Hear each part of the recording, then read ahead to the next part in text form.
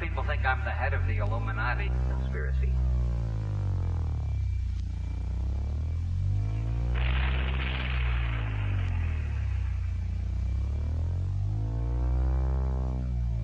Well, the Illuminati, CFR, has created a monster.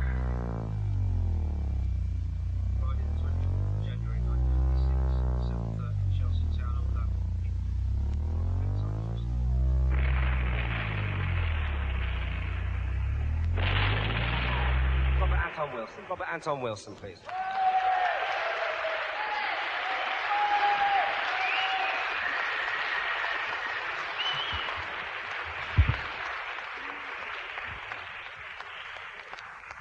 Has the government fallen yet?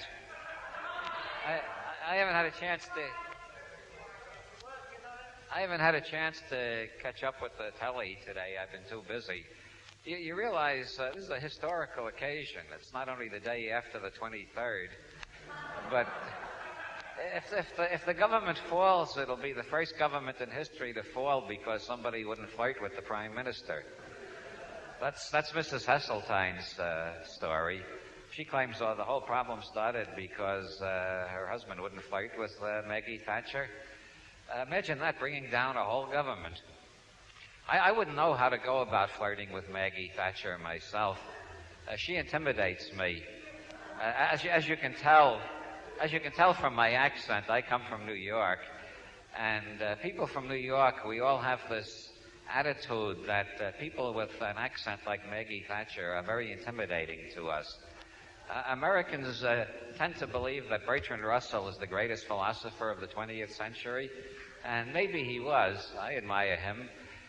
I think, though, it's partly because of the accent he had. I think if Ludwig Wittgenstein came over to the United States and appeared on television, everybody would think, "Shut up, you dumb kraut, what do you know?" But an accent like Bertrand Russell or Maggie Thatcher is very intimidating to us Americans. So I wouldn't know how to go about flirting with Maggie Thatcher. So I sympathize with Hesseltine. I mean, to me, it's sort of like flirting with a camel. I wouldn't know how to do it. If any of you are into flirting with camels, you might be happy to know the Ayatollah Khomeini has announced that a woman cannot divorce her husband if he sodomizes camels regularly. Please, respect for religion. He's a holy man. He's the world's leading authority on the Koran. And according to the Ayatollah, God does not approve of divorce.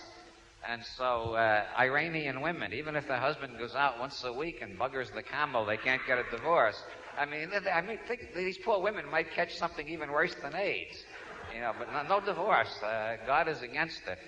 However, true believers cannot eat the flesh of that camel if it's subsequently butchered. I'm not putting you on. These are all teachings of the Ayatollah. He's very popular in the United States these days in surrealist circles. At first, everybody was afraid of the Ayatollah. Then they were angry at him. Now they've decided to laugh at him. So there's a book out, quotations from the Ayatollah Khomeini, commenting on the Koran. And he says very definitely a woman cannot divorce her husband if he sodomizes camels. She can divorce him if he sodomizes her brother, though.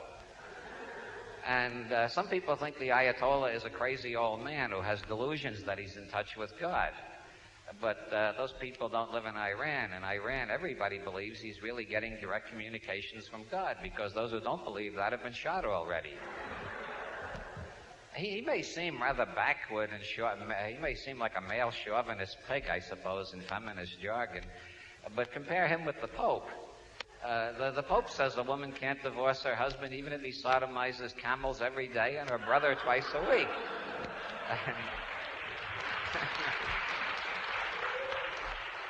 And some people think the Ayatollah is weird.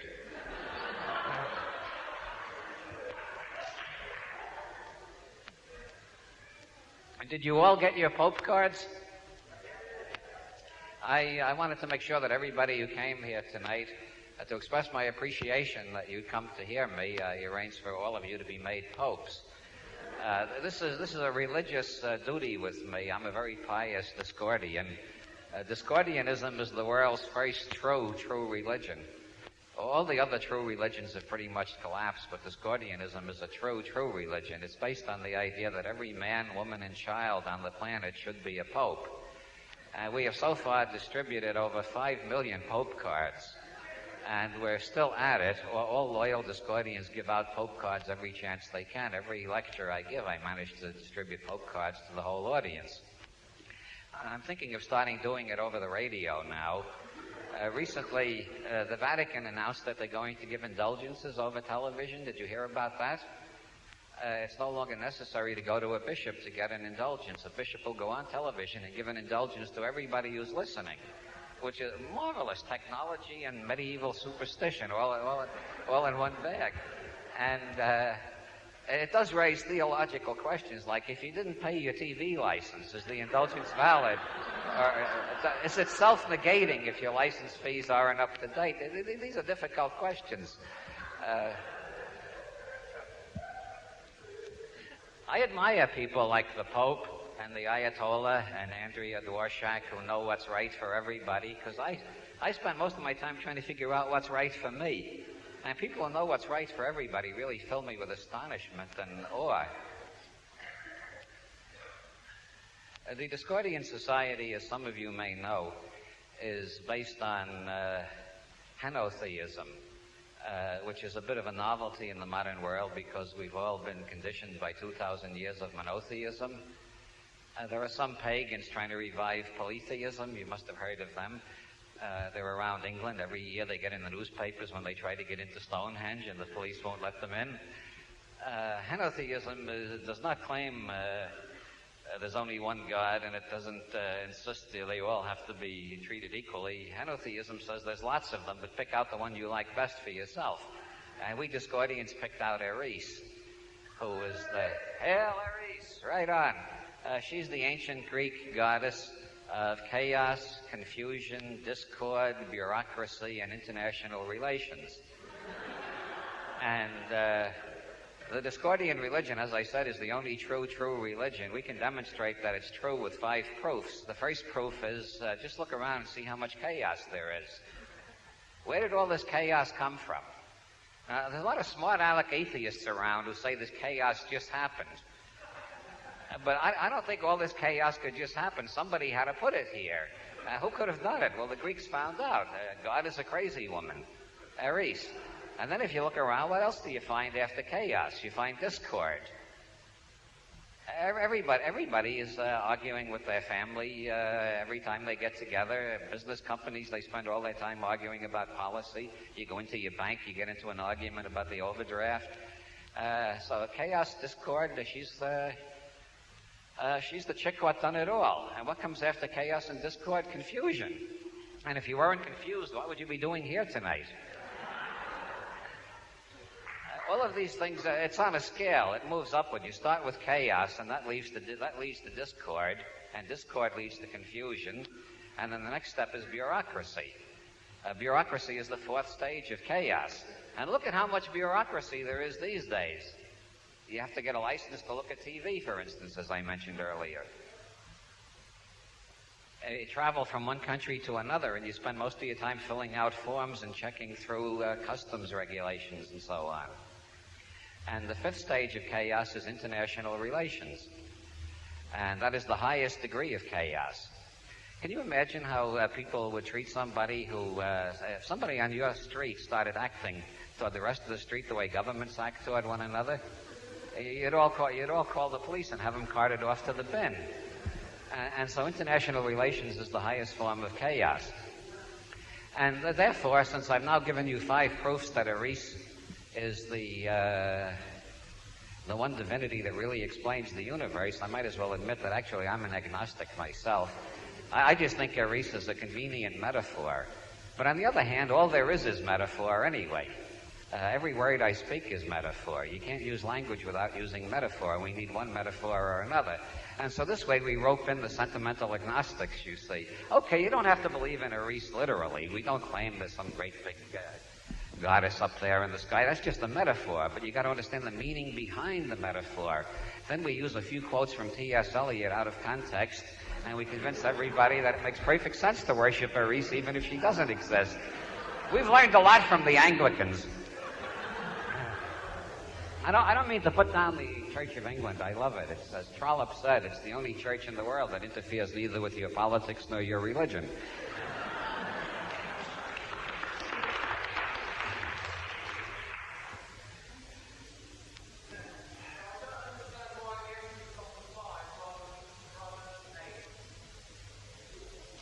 Well, why the sacred number is 5 instead of 8?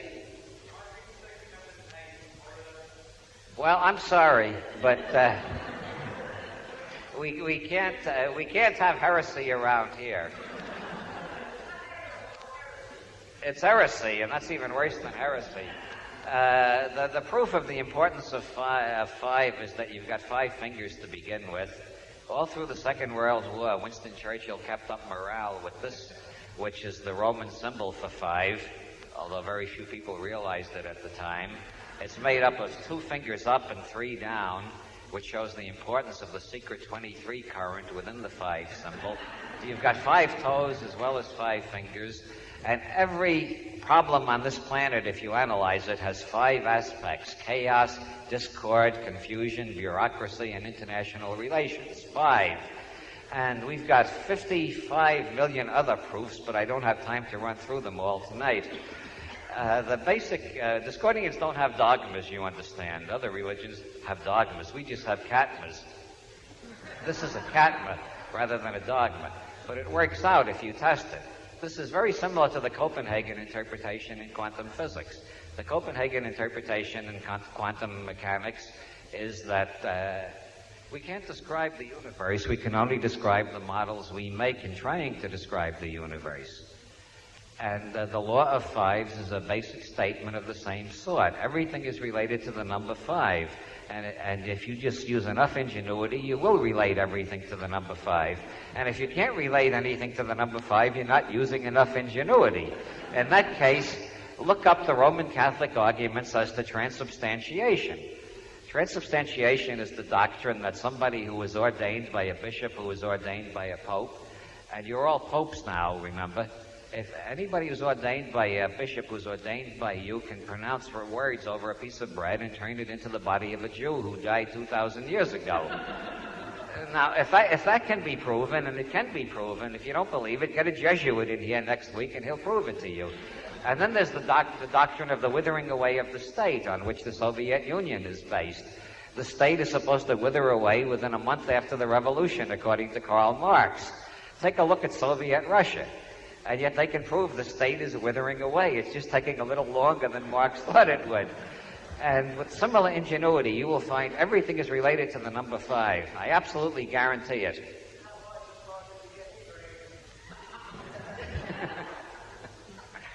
Would you repeat the question? That's right. That's why it cost a $5 to get in. Everything relates directly to the number 5. 5, 5, 5, 5. 5, 5, 5, 5, 5, 5, 5, 5, 5, 5. So later on, I encountered the founders of Discordianism, the two wisest men I have ever known, Ho Chi Zen, who subsequently went insane, and Malaclips the Younger, who now runs the computer department of the Bank of America. If you wonder why the world is getting a little bit weirder all the time, Ho Chi Zen and Malaclips the Younger were in a bowling alley in Yorba Linda, California in 1959. Yorba Linda, that's where Richard Nixon grew up. It's a sacred city to Discordians, because Nixon was the most chaotic president we ever had. He embodied every Discordian quality possible. The Pentagon is a sacred shrine to Discordians because it has 5 sides, and because it illustrates the Discordian law that the imposition of order always creates an acceleration of chaos. the Pentagon is the most bureaucratic and chaotic place in the world. It controls most of the world, and it spends all the rest of its time trying to figure out how it can control the rest of the world. So, Ho Chi Minh and Malaclips the Younger were at a bowling alley in Yorba Linda, where Richard Nixon grew up, and a chimpanzee came in.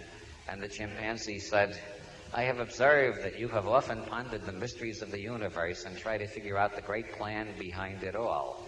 I have been sent to reveal to you there is no great plan behind it all. It's just sheer chaos." And this is how the Discordian movement began. The chimpanzee appointed Malaclips the Younger the Pope of the Discordian Society, and Ho Chi Minh said, "I didn't see any talking chimpanzee. I think you were so stoned you were hallucinating." So he became the leader of the Protestant sect. And so Discordianism was discordant to begin with, thereby illustrating the law that chaos gives birth to confusion, which leads to discord. And then I came along, and they made me a pope, too, so we had 3 popes. And then, at that time, there was a chap in the United States named Kirby Hensley. Have you heard about him? Him over here?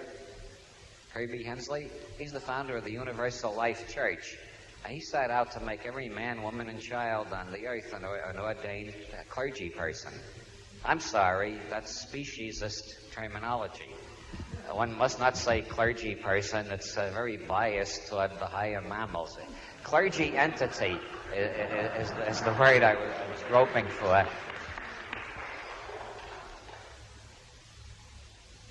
Kirby Hensley got his degree from a mail-order theology school, and he's always insisted, he's interviewed frequently on American television, he's always insisted he's illiterate.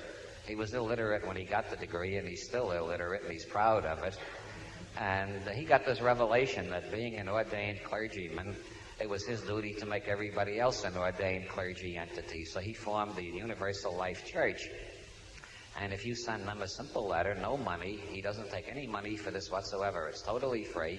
You send him a letter telling him you want to be a clergy person or a clergy entity, and you get back a certificate. You're ordained. You're a minister of the gospel, or at least you're a minister of a gospel. First, you got to find a gospel. You pick one that exists or create your own, but you're a minister of the Universal Life Church. And so we Discordians decided, well, if everybody's going to be a minister, let's raise the stakes and make everybody a pope. And that's how we started printing the Pope cards. And we've had a lot of success. We've got a lot of popes now. We sent one to the anti-pope in France. You've all heard of the anti-pope in southern France. He claims the fellow in the Vatican is a fraud. We sent one to the guy in the Vatican who still thinks he's the only pope in the world. He doesn't know there are 5 million of us now. But we thought he should be a Discordian pope, too. And just yesterday, I was on a radio show, the day before yesterday, Radio 4 midweek, and there was a Scotsman on there who manufactures bagpipes. He told me I should send a pope card to Ian Paisley. And that's, yeah. 1986 is only 24 days old, and still one great idea has come along already. As soon as I get back to Dublin, I'm going to send a pope card to Ian Paisley, make him a pope, too. Everybody should be a pope, especially the people who hate the pope, you know. The more popes, the better. So, of course, once we started making everybody into a pope, people had to decide what they were going to do after they were popes, so they started forming various different types of Discordian sects, which I'm all in favor of. I'm always in favor of sects. Wait a minute, that's S-E-C-T-S. We got one branch called the John Dillinger Died for You Society, which accepts John Dillinger as our risen savior. John Dillinger was shot by the foul agents of the infamous FBI, that insidious Freemasonic conspiracy which has controlled the United States for so long, outside the Biograph Theater on June 22nd, 1934. And yet there are pictures of a man in California today, alive, who looks exactly like Dillinger. This is in a book called Dillinger, Dead or Alive. As soon as we read that book, we founded the John Dillinger Died for You Society. He has risen.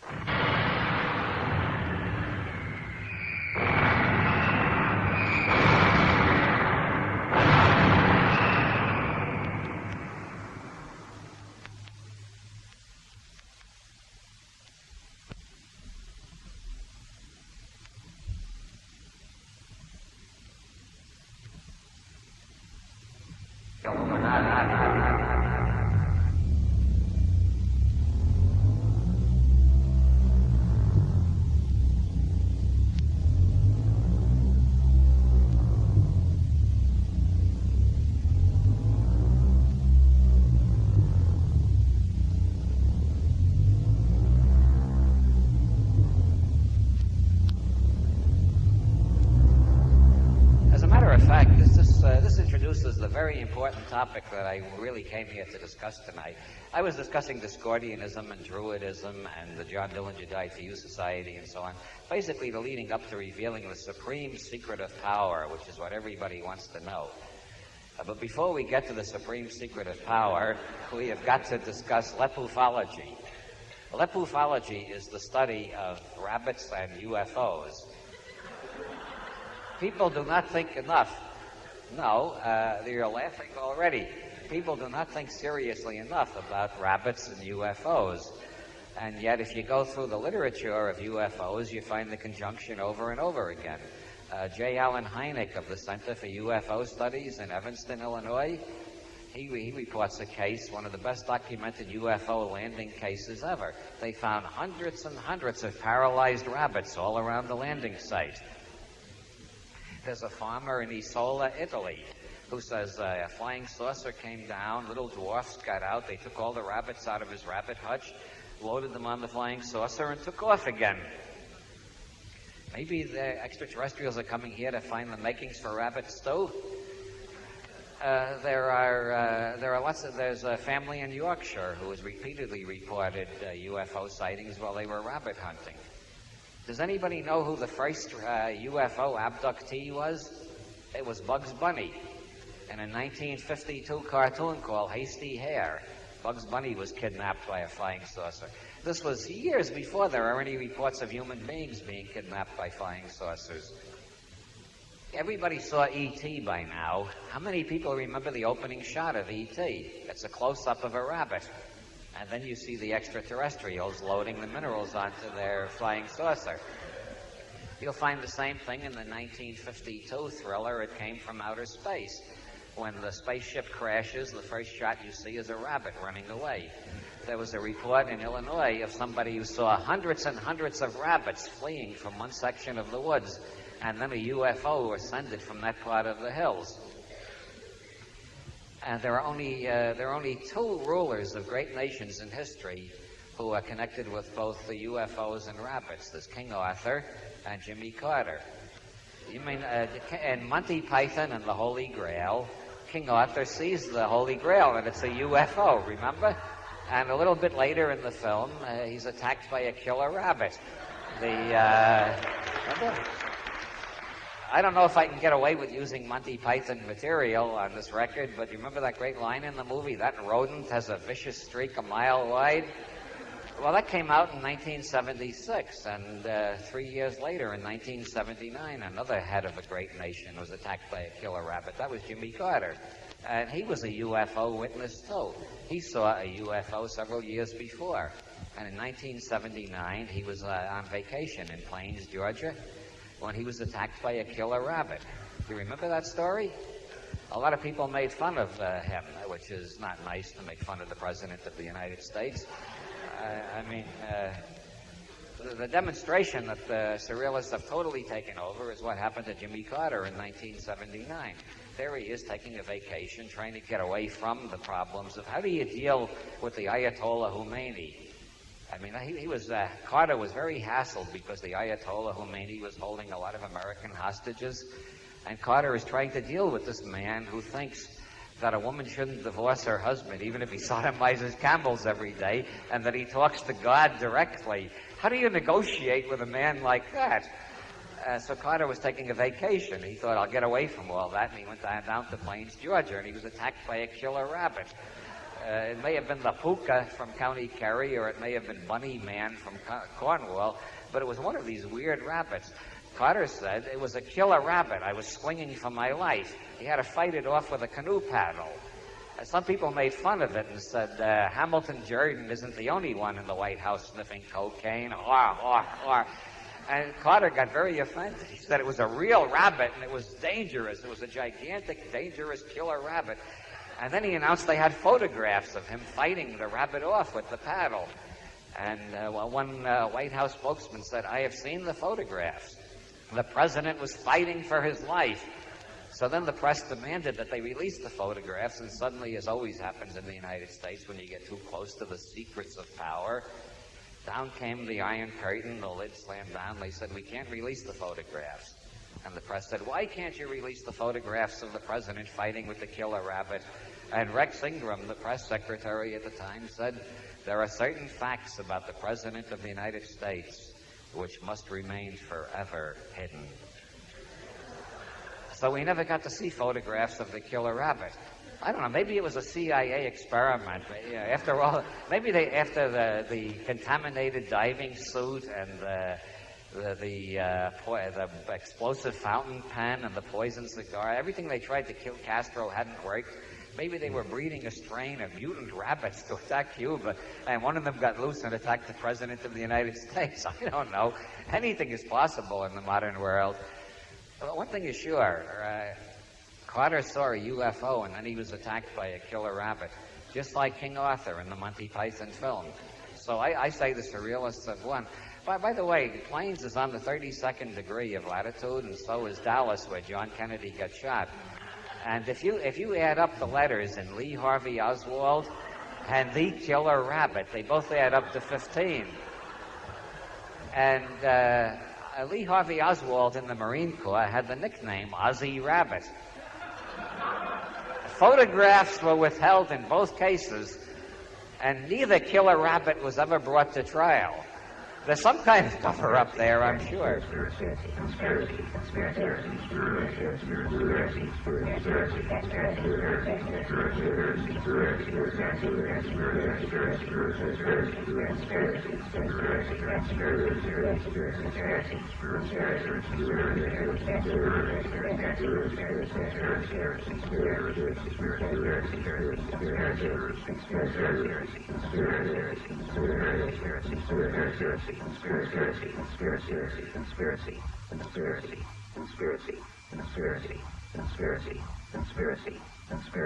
There are some people think I'm the head of the Illuminati. Roberto Calvi went out to the Blackfriars Bridge and climbed down over the side to a place that's very difficult to get to, even for a professional acrobat. And yet he was 62 years of age, and yet he somehow managed to climb down there, and then he filled his pockets with bricks and hanged himself, just so some idiots would think the Freemasons had done it to him. That is... And the head of the investigation in Scotland Yard was a Freemason and decided it was suicide. I don't know whether it was suicide or not. My attitude towards the Calvi execution, suicide, or whatever it was, is that it was either done by Freemasons or by people who are very, very eager to have us think it was done by Freemasons. Since he was hung where the rising tide would cover his body. Calvi's wife claims it was done by the Vatican, but of course she's a hysterical widow, and we shouldn't take her opinions too seriously, I suppose. Although it is curious that the publisher of Osservatore Politico in Italy, he sent Pope John Paul I a list of Freemasons who had infiltrated the Vatican, and the Pope was taken suddenly dead right after getting that and buried without an autopsy, which has led to a lot of morbid and paranoid speculation in some quarters. If you've read David Yallop's book, In God's Name, you know what I mean. But what happened to the publisher of Osservatore Politico doesn't require any speculation whatsoever. He was shot dead by machine gun on the streets of Rome. That's a very strange coincidence indeed. There's a difference between a scientific proof, a mathematical proof, a legal proof, and a merely plausible argument. Stephen Knight gives a plausible argument that the Freemasons did the Jack the Ripper murders. It's not a legal proof or a mathematical proof or a scientific proof. It's merely a plausible argument. There are thousands of plausible arguments around, and everybody who has a plausible argument who can acquire disciples is a pope right away. I don't know whether the Freemasons did the Jack the Ripper murders or not. It's an interesting speculation. Yes? Ronald Reagan's middle name is Wilson. And that brings us back to the rabbits again, doesn't it? Because Ronald Wilson Reagan, you got 6 letters in his first name, 6 letters in his middle name, 6 letters in his last name. You add it together, you get 666. If you look in the book of Revelations, you will find that the great beast 666, will be wounded in the head and will rise up later stronger than ever. And Reagan was wounded in the head and then had the greatest political victory in American history in terms of votes cast. And I think that's pretty good reason for also, if you read the book of Revelations carefully, you'll find a very clear description of Heseltine. So, but I won't tell you. You got to read through it, all 22 chapters, and you'll find.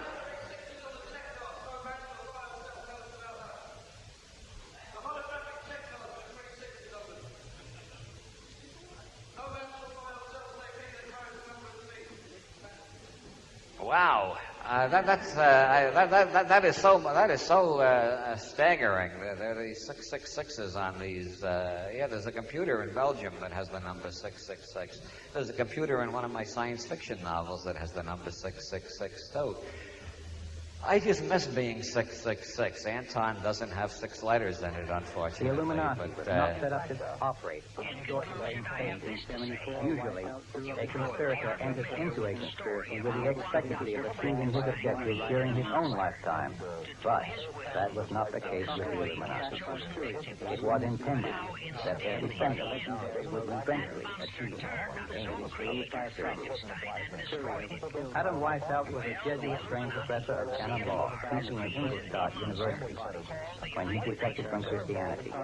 In 1770, the professional moneylender, the weekly organized Albert Rothschild, retained Weishaupt to revive and modernize the age-old protocols of science, which from the outset was designed to destroy the natural process of civilization. Weishaupt completed his task on May the 1st, 1776. Now you know why. May the 1st was a great day for all communist nations. That was the day that Weishaupt completed his plan and officially organized the Illuminati and put the plan into execution. There are some people think I'm the head of the Illuminati, and I never deny that either, because the Illuminati are supposed to control the international banking system.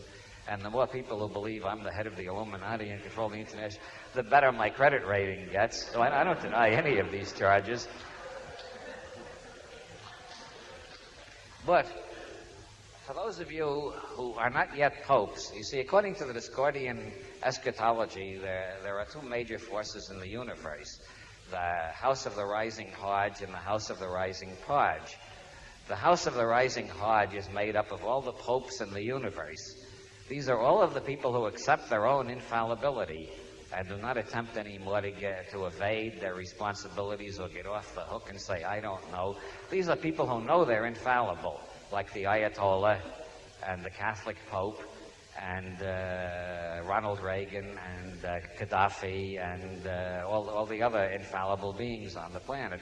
And then there's the House of the Rising Hajj, which is all the people who don't think they're infallible yet and are still being led around by their noses by the people who know they're infallible. So the universe is the chaos basically contains discord. You didn't realize you got to have discord before you can have chaos, did you? And the discord is made up of the House of the Rising Hajj and the House of the Rising Podge. The popes and the people who don't know they're popes yet. That's very similar to the Chinese philosophy about yin and yang, but it can be simplified even further. For those of you who have no head for metaphysics, you don't have to understand the rising Hajj and the rising Podge or yin and yang. Just think of it this way. The universe is made up of something and nothing. That's easy enough to understand. If you look at anything, look at the microphone here. You see something. What's all around it? Nothing, right? You look at me. I'm something, I hope. You look around, what's around me? Nothing. So no matter where you look, you see something on a background of nothing, or something surrounded by nothing.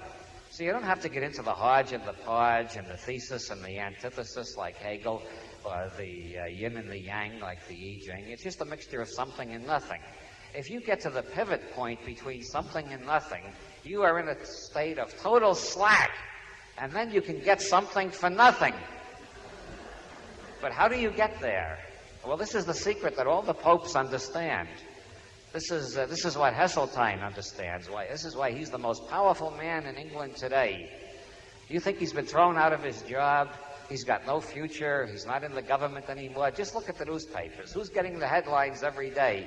Heseltine, Heseltine, Heseltine. Oh, my snarling, Heseltine. He's really...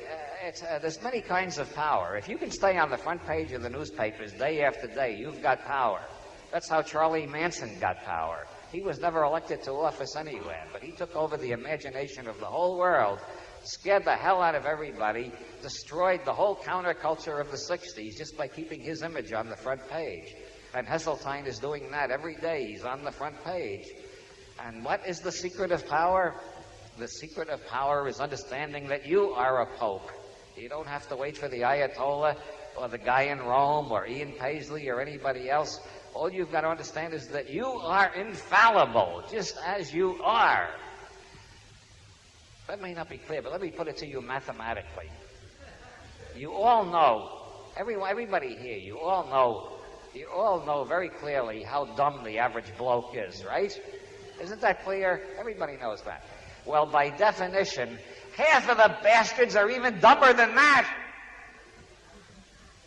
Now, if you understand that, you are an ordained pope, the card I gave you is valid, and you can go forth, make converts, get disciples. Rajneesh got 93 Rolls Royces in 10 years. You know what he did with them? Every time he got a new Rolls Royce, he took a picture of it and wrote on the back of it, "Fuck you," and mailed it to Krishnamurti.